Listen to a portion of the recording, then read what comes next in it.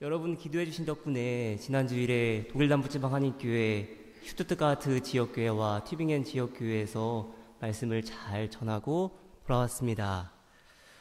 튜빙겐을 떠난 지 11년 만에 다시 찾았는데요. 감회가 새로웠습니다. 특별히 튜빙겐을 찾으면 가장 만나고 싶은 분이 있었는데 바로 제가 청소 알바를 했던 헤어 프란츠케 가정이었습니다. 일주일에 한 번 3시간씩 청소도 하고 유리창도 닦고 다리미질도 하고 그랬습니다. 프라우 프란츠케가 저한테 진주라고 했었는데요. 네. 프란츠케 가정이 여행을 떠날 때면은 꼭 그 전날 저를 꼭 불렀어요. 그러면 제가 집 청소하고 특별히 다리미질을 많이 했는데요. 그리고 제게 집 열쇠를 맡기고 여행을 떠났습니다. 왜 여행 떠나기 전날 꼭 집 청소를 했을까? 여러분 집 청소하고 한번 여행 우월라업 한번 다녀와 보세요. 문을 열면요 기분이 상쾌해집니다.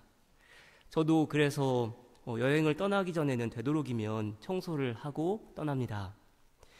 여러분에게 이미 말씀드린 바 있는데 청소 알바를 하던 중에 이런 상상했던 적이 있습니다. 먼 시간이 흐르고 헤어 프란츠케를 다시 찾아서는 환하게 웃으며 나 독일에서 목회하게 됐어 이렇게 말하는 상상을 했던 적이 있었는데 지금 여러분과 함께 이렇게 행복하게 지내고 있습니다. 기억을 되살려 헤어 프란츠케 가정을 찾았는데 아쉽게도 이사를 한 것 같습니다. 참 아쉽고 속상했는데요.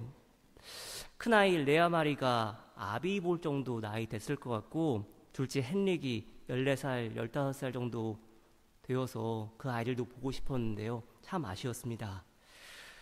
주일 아침에 슈투트가르트 교회에 이제 예배 드리러 가려고 하는데 마음이 참 이상했습니다. 오랜만에 참 반가운 분들을 뵌다는 설렘보다는 오히려 우리 교회에서 우리 교회인들을, 우리 교우들을 만나지 못한다는 아쉬움만 있었는데 여러분 보니까 참 좋습니다. 여러분도 그러시죠? 저만 여러분 짝사랑한 것 아니죠? 네, 주일 아침에 지난 주일 슈투트가르트 지역교회와 튜빙겐 지역교회에서 설교를 하면서 더더욱 확신이 드는 사실이 하나 있었습니다. 하나님께서 저를 여러분에게 보내셨고 하나님께서 저와 여러분을 디셀도르프 한인교회로 부르셨습니다. 그 부르심에 합당하게 맡은 바 책임을 다하며 살아가는 저와 여러분 모두가 되기를 간절히 바랍니다. 제가 초등학교 3학년 독일 나이로 8살 때 어느 날 길을 걷던 중에 갑자기 손으로 머리카락을 잡아당긴 적이 있었습니다. 그리고 이렇게 생각했습니다. 내 머리카락이 가발은 아닌가? 초등학생 나이에 머리가 빠져서 그런 건 아니고요. 할아버지 생각을 했던 건데요. 할아버지 댁에 가면은 단 한 번도 늦잠을 잘 수가 없었습니다. 자수성가하신 분들 특징인 것 같은데 한겨울에도 동이 트면 문이란 문은 죄다 열어놓으시고요. 얼마나 추운지 늦잠 한 번 자보질 못했습니다. 가까이 다가가기에는 너무나 무서운 할아버지. 근데 한 해 한 해 연세가 드시는 모습을 보면서 어린 저에게도 속상한 것이 있었나 봅니다. 그래서 생각하기를 인생이 연극은 아닌가 하는 생각을 하면서 머리카락을 내가 지금 가발 쓰고 연극하는 거 아닌가 생각을 했었습니다. 만일 지금 내 모습이 진정으로 내가 원하는 인생을 살아가고 있는지 확신이 들지 않는다면 여러분도 정신을 바짝 차리며 머리카락을 잡아당겨 보시기를 바랍니다. 그리고 기도하며 하나님께 여쭈어 보시기를 바랍니다. 하나님, 꼭꼭 숨겨져 있어 전혀 자기 모습을 드러내지 않는 저의 진정한 인생은 무엇입니까? 이 세상에서 무엇을 해야 하고 어떻게 살아가야 합니까? 오늘 예배 가운데 저와 여러분의 진정한 인생은 무엇이고 이 세상에서 무엇을 하며 또 어떻게 살아가야 할지를 되새기는 귀한 은혜의 시간이 되기를 바랍니다. 오늘 함께 읽은 시편은 이스라엘 백성이 만족하며 감사함으로 고백하는 시입니다. 개역 개정 성경으로 시편 118편 1절 말씀 읽어드리겠습니다. 여호와께 감사하라. 그는 선하시며 그의 인자하심이 영원하미로다. 왜 마음 다해 감사합니까? 하나님께서는 결단코 고통 가운데 놓여있는 당신의 자녀들을 가만 내버려 두지 않으십니다. 아직도 거리가 먼데 당신을 떠난 자녀들이 스스로 돌이켜 돌아오자 아버지는 아직도 거리가 먼데 측은히 여겨 달려가 목을 안고 입을 맞추었습니다. 도로 낮게 하셨고 싸매어 주셨습니다. 살리시고 일으키시고 당신 앞에서 살아가게 하셨습니다. 시편 107편을 여러분 성경책에 펴보시면은 바로 위에 제5권이라고 적혀 있을 것입니다. 150편의 시편은 총 5권의 책으로 나누어져 있는데 각 권은 이스라엘의 특정 시대와 관련이 있습니다. 1권부터 4권까지는 각각 다윗과 솔로몬 시대, 분열 왕국 시대, 포로기 시대를 각각 배경으로 삼고 있습니다. 그리고 제5권에 해당하는 시편 107편부터 150편은 이스라엘 백성이 포로기 이후에 고국으로 돌아와 부른 노래들의 모음입니다. 그래서 시편 107편 제5권의 시작인 107편 1절에서도 방금 전에 읽어드린 구절을 똑같이 반복하고 있습니다. 제5권의 첫 시작 새 구절 읽어드립니다. 여호와께 감사하라. 그는 선하시며 그 인자하심이 영원하미로다. 여호와의 속량을 받은 자들은 이같이 말할지어다. 여호와께서 대적의 손에서 그들을 속량하사 동서남북 각 지방에서부터 모으셨도다. 얼마나 고된 노역과 채찍으로 매를 맞아가며 종살이 했는지 시편 기자는 128편 3절에서 밭 가는 자들이 내 등을 고랑을 만들었도다, 고랑을 지었도다 한탄합니다. 근데 여러분, 하나님의 은혜입니다. 모든 것이 하나님의 은혜입니다. 고통 중에 부르짖었더니 하나님께서 응답하셨습니다. 여러분도 그러한 고백들 있지 않으십니까? 옴짝달싹 못하게 꽁꽁 묶여 지내는 신세로 평생을 살 줄 알았는데 평생 끝나지만 않을 것 같던 고통의 시간들이었는데 길고 긴 터널의 끝을 지나 하나님의 임재를 경험하게 된 것입니다. 시편 기자는 118편 5절에서 이렇게 노래합니다. 내가 고통 중에 여호와께 부르짖었더니 여호와께서 응답하시고 나를 넓은 곳에 세우셨도다. 여러분, 감사하시죠? 고통 중에 부르짖었더니 하나님께서 들으시고 응답하셨습니다. 이스라엘 백성이 이방 땅 정말 마음 추스릴 공간도 없이 좁디 좁은 곳에서 부르짖었더니 하나님께서 응답하시고 당신의 품 안에 거하게 하십니다. 그래서 시편 기자는 노래하기를 여호와께 감사하라. 그는 선하시며 그의 인자하심이 영원함이로다. 마음껏 찬양합니다. 사랑하는 여러분, 도무지 고통 가운데 어찌해야 할지 모를 때 하나님께 부르짖으시기를 바랍니다. 하나님께서 저와 여러분의 기도를 들으시고 응답하시는 줄 믿습니다. 하나님께서 고통의 시간을 단축시키시고 끝나게 하실 줄 믿습니다. 긴 터널과 같은 시간, 영원히 끝나지 않을 것만 같은 그러한 시간들의 끝을 보게 하실 줄 믿습니다. 하나님께서 분명 이러한 하게 하십니다. 개역 개정성경으로 시편 116편 8절 말씀입니다. 주께서 내 영혼을 사망에서, 내 눈을 눈물에서, 내 발을 넘어짐에서 건지셨나이다. 하나님께서 저와 여러분의 눈물을 닦아주시는 줄 믿습니다.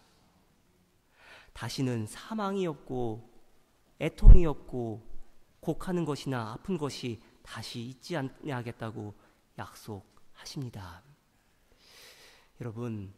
여러분 혹시 성찬 받으실 때 눈물 흘려본 적 있으십니까? 떡과 포도주를 받을 때 예수님의 몸이 찢기고 피를 흘리는 모습이 지금 내가 처한 어려움과 오버랩되며 눈물 흘려본 분들 계십니까? 제가 튜빙엔에서 유학하며 거주했던 곳이 뱅헬하우스라는 기숙사입니다. 자유주의 신학 반대하여 경건주의 전통에 입각하여 신학 교육을 하고자 했던 곳이 뱅헬하우스입니다. 그래서 아침마다 정기적으로 안다크트도 있고 조별 말씀 묵상과 공동 식사, 신학 수업도 있습니다. 또한 성찬도 함께 나누는데 어느 절기엔가 성찬을 받으며 이제 전병을 받고 입에 넣는 그 순간 저도 모르게 정말 주체할 수 없는 눈물을 흘렸습니다. 제가 여러분 앞에서는 눈물 많이 흘리는데요. 제가 정말 눈물이 없는 사람이거든요. 그 당시에 제가 눈물 흘렸다는 거는요. 정말 어쩌면 악으로 살아가는 그러한 사람이 눈물 흘렸다는 것은 정말 하나님의 은혜이고 정말 제 인생을 제가 감당할 수 없다라는 그러한 표현이 아니었을까 싶습니다. 내 힘으로는 어찌 감당할 수 없는 이 암담한 현실도 예수님의 처절한 죽음과는 감히 비교할 수 없다고 고백할 수밖에 없었습니다. 예수님의 십자가에서의 고통이 마음 깊이 전해지며 주체할 수 없이 눈물 흘렸습니다. 아마 옆에서 독일 학생들은 그렇게 생각했을 거예요. 쟤 왜 저래? 지난 토요일에 튜빙엔을 먼저 찾았는데 크게 변한 것이 없었습니다. 아는 사람들만 찾는 피자집, 에스프레소 가게 그대로 있었고요. 하지만 정말 오랜 시간 명맥을 이어온 신학 전문 서점이 없어졌다는 것이 시대상을 반영하는 것 같아 참 못내 아쉬웠습니다. 어학을 했던 프라이부르크도 그렇지만 참 아름다운 도시에서 살았구나 하는 그런 생각했습니다. 그러나 유학할 때는 크게 감사하며 살지 못했던 것이 사실입니다. 튜빙엔을 벗어나기만 하면 마음이 참 좋았는데요. 다시 경내로 들어오기만 하면 마음이 오그라들고 가슴이 뛰고 어떻게 저 자신을 추스려야 할지 몰랐습니다. 그런 경험은 없지만 마치 독방에 갇힌 것 같은 그러한 순간들이었습니다. 그리고 어느 한 사건으로 인해서 2달여 만에 체중이 약 12kg 정도 빠지는 그러한 일들이 있었습니다. 물론 하루에 2시간 걷고 근육 운동도 하고 하루에 한 끼 식사했더니 체중도 조절되고 당시에 극심한 스트레스로 인해서 건강 상태도 좋지 않았는데 신기하게 혈액 수치도 모두 정상이 되었습니다. 그리고는 미친 사람처럼 하루 종일 성경만 읽었습니다. 여러분, 지금 제 모습 보면 어떻습니까? 감사한 얼굴이죠. 행복한 얼굴 아닙니까? 저는 충분히 공감할 수 있습니다. 고통 중에 부르짖었더니 응답하시고 넓은 곳에 세우셨다는 시편 기자의 고백을 말입니다. 내가 고통 중에 여호와께 부르짖었더니 여호와께서 응답하시고 나를 넓은 곳에 세우셨도다. 여러분 앞에서 설교할 수 있다는 것, 평생 살아가며 이런 영광이 또 어디 있을 것이고 하나님의 크신 축복이라고 생각합니다. 충분히 머리카락 잡아당겨 볼만 하지요. 한때는 정말이지 어찌할지 모르며 가슴 졸이며 살았는데 어느 순간 보니 하나님께서 넓은 곳에 세우셨습니다. 저와 여러분 모두에게 이 고백이 넘치기를 바랍니다. 마음도 육신도 어려운 분 계십니까? 하나님께 맡기시길 바랍니다. 하나님께서 분명 역사하실 것입니다.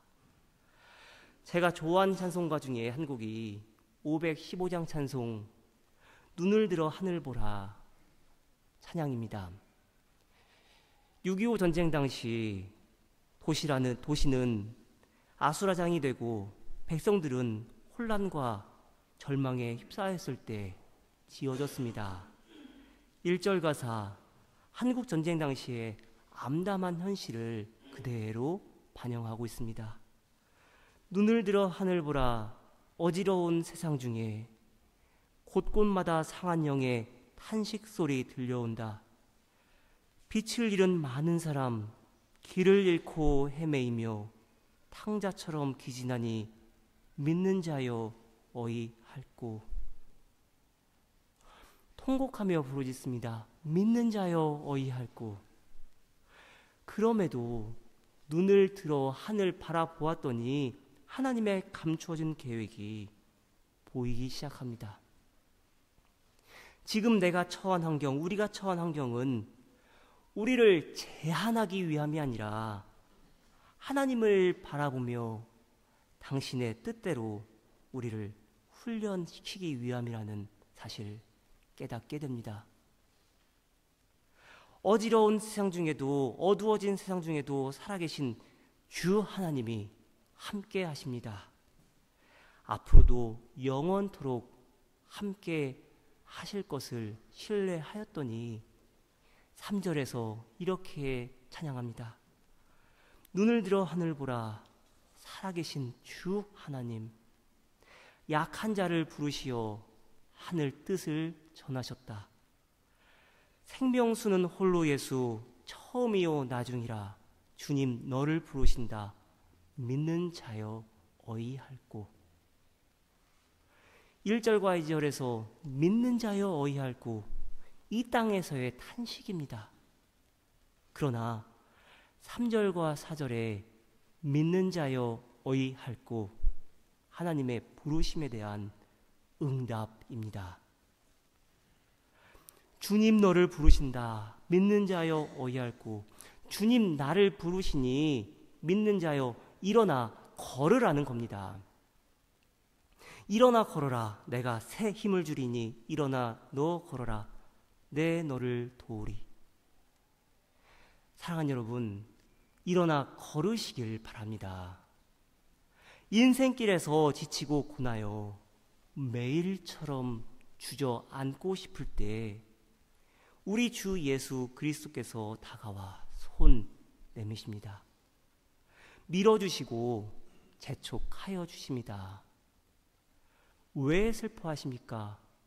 왜 걱정하십니까? 무엇을 두려워하십니까? 아무 염려 마시길 바랍니다.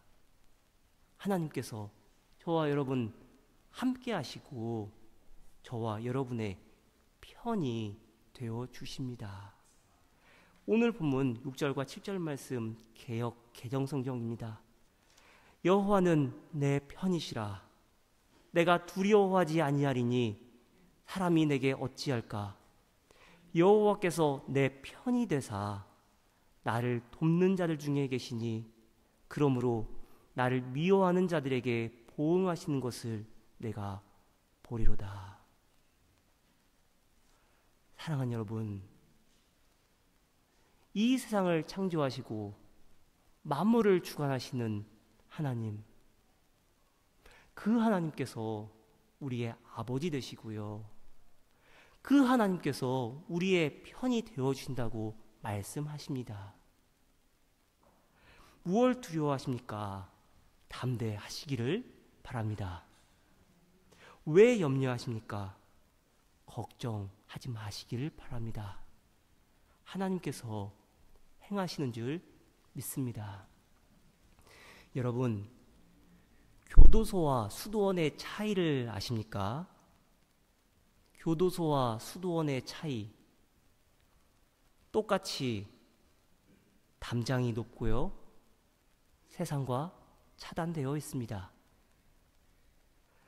그런데 그 둘의 차이는 불평을 하느냐, 감사를 하느냐, 이것으로 결정됩니다.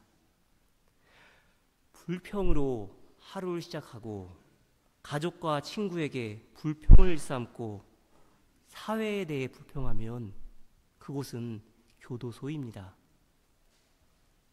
그러나 눈을 뜨며 하나님께 감사하고 동료에 대해 감사하고 자연에 감사하면 그곳은 수도원입니다.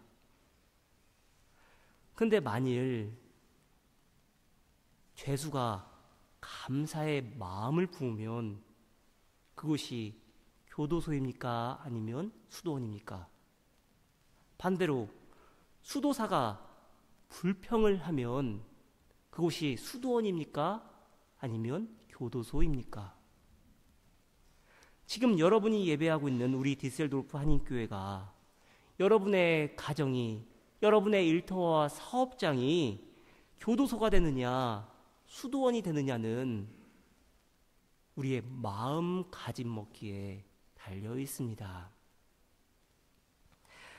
제가 성찬을 받으며 주체할 수 없는 눈물을 흘렸을 때, 또 한 달여를 눈물로 지냈을 때, 그곳은 분명 제게 교도소였습니다. 잠자는 시간 외에 하나님께 묻고 또 물었습니다. 아니, 따졌습니다. 제가 무슨 죄를 그렇게 지었다고 저를 이렇게 가만히 내버려 두시고 저를 이렇게 힘들게 하십니까? 수백 번, 수천 번, 수만 번 하나님께 따졌습니다. 근데 여러분, 12년이 지나고 저는 하나님께 진심으로 마음 다해 감사의 고백 드립니다. 하나님 다 보고 계셨구나. 하나님 다 보고 계시고 다 알고 계셨구나. 당시 눈물을 흘리며 서 있던 곳, 그곳은 교도소가 아니라 수도원이었습니다. 하나님을 만나는 거룩한 장소였고 온전히 하나님을 부르짖으며 찾을 수밖에 없었습니다. 하나님을 의지할 수밖에 없었습니다. 제가 요즘 가장 행복한 시간이 있습니다. 여러분은 하루 일상 중에 언제가 가장 행복하십니까? 제게 가장 행복한 시간, 이른 아침에 일어나서 성경 읽는 시간입니다. 어떤 때는 저도 의무감으로 성경 읽을 때 있습니다. 근데 요즘에는 최근 한 달 전부터 성경 읽으면요, 참 좋다, 참 행복하다, 이런 생각하면서 감사한 시간 지내고 있습니다. 생수의 근원 되시는 하나님을 매일 아침 만나고 있습니다. 그런데 목회하다 보면은 때로는 바쁘다는 핑계로 성경을 더 못 읽기도 하고요. 더 연구하지 못할 때가 많이 있습니다. 유학을 다 마치지 못하고 한국으로 돌아가서는 하루에 4시간 잘 때가 태반이었고, 한 달에 한 번 정도는 정기적으로 1시간만 잠깐 눈을 붙이고 나올 때, 정말 10년 동안 그렇게 살았습니다. 그럼에도 1분 설교를 위해서 1시간을 준비할 수 있었고, 설교 한 편을 위해서 매번 책 한 권을 읽을 수 있었던 원동력 어디에 있었는지 아십니까? 하나님 어디 계시냐고 그렇게 따지며 물었을 때, 미친 듯 성경만 읽었을 때 한 학기 동안 성경만 파고들었더니 성경 66권 1189장이 제 머리와 가슴에 새겨졌습니다. 그 시간이 아니었다면 저는 결코 성경을 안다고, 하나님을 안다고 고백할 수 없을 것입니다. 제가 서 있었던 곳은 교도소가 아니라 수도원이었습니다. 그러나 그때는 그 사실을 전혀 깨닫지 못했습니다. 지금 돌이켜보면 하나님은 저를 불만족하게 하셨지만 오히려 하나님을 만족하게 하는 삶으로 성화시키는 시간이었습니다. 사랑하는 여러분, 이제는 저와 여러분이 서 있는 곳을 수도원으로 만들 때입니다. 어떠한 환경과 처지에 있다 할지라도 하나님은 저와 여러분의 편이 되어주시기 때문입니다. 개역 기정성경 보면 오늘 본문 시편 118편 2절, 3절, 4절 각각 이제라는 말로 시작하는 것을 볼 수 있습니다. 이제 이스라엘은 말하기를 그의 인자하심이 영원하다 할지로다. 이제 아론의 집은 말하기를 그의 인자하심이 영원하다 할지로다. 이제 여호와를 경외하는 자는 말하기를 그의 인자하심이 영원하다 할지로다. 이제부터가 중요합니다. 지금 이 시간에도 하나님은 저와 여러분을 위해 일하고 계십니다. 어쩌면 이런 생각 드시는 분들 있으실지 모르겠습니다. 또한 청년들 이런 생각하는 분들 계실지 모르겠습니다. 아무런 변화도 없는 것 같고 아무 역사도 없는 것 같은 어려운 때, 그러나 저는 여러분에게 확신하며 말씀드릴 수 있습니다. 제게 역사하신 하나님은 여러분에게도 우리 교회 가운데에도 동일하게, 아니 더 위대하게, 훨씬 위대하게 역사하실 것입니다. 이제는 하나님을 온전히 신뢰해 보시길 바랍니다. 사람의 힘으로는 불가능하지만 기도하며 나아갈 때 하나님께서 이루시고 역사하실 줄 믿습니다. 기도하겠습니다. 하나님 감사합니다. 하나님의 일하심을 찬양합니다. 지난날 하나님이 어디 계시느냐고 원망했지만 하나님의 역사하심을 목격합니다.